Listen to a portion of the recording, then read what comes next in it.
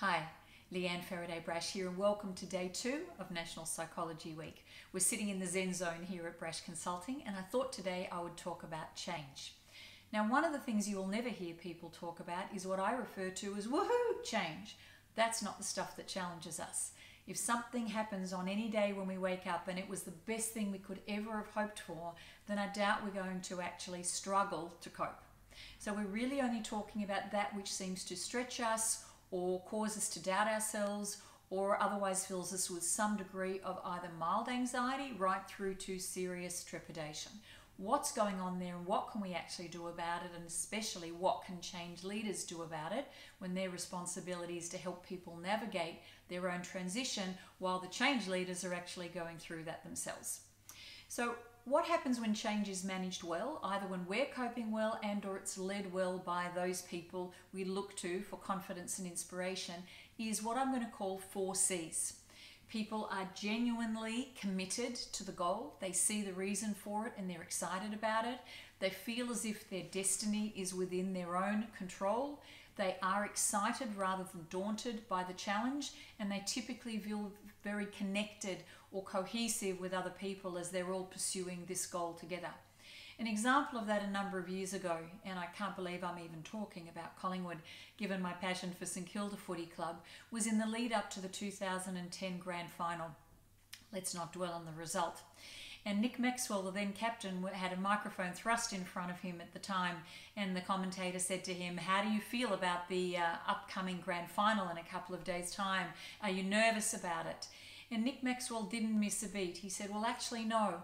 We knew what we needed to do to put ourselves in the best position possible to play in a grand final. We're excited about the challenge. We feel very focused as a team on what we have to do, and we realize that the result is basically within our own control."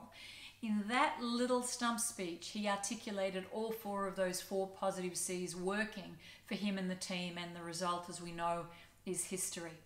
In contrast to that, if change isn't managed well, if it actually is thrust upon us at a time where our emotional budget is low and we're in deficit, then we can actually experience a different sort of 4 C's. What do we hear and see either in us or in other people if we're paying attention? There is a loss of confidence in self and or the organisation. So people will start to either doubt themselves, or if that's too uncomfortable, and this is not necessarily conscious, they will turn that back on the organisation. I thought my company cared about people. I thought we were committed to values. I never thought I would see my organisation doing something like this. They're the sorts of comments we'll hear. People will actually articulate or otherwise just feel a loss of comfort. I'm not enjoying my work anymore. Every day I come into work and I'm never quite sure what's going to happen and how it's going to make me feel. The 3rd negative C is a loss of competence. Now, no one wakes up on any given day and says, "I've completely forgotten how to do all the things I knew how to do yesterday," but they may actually start to doubt their competence. And the last thing that actually happens is a feeling of loss of control, in which case some people try to counteract that. And again, it's not necessarily deliberate, conscious, or certainly not necessarily malicious, is they try to take back control. I don't feel comfortable. Why should I come into work and slave my guts out if no one's going to look after me here? So they may exert control by deciding to stay home when in fact there's nothing wrong. The proverbial sickie when they're not otherwise unwell.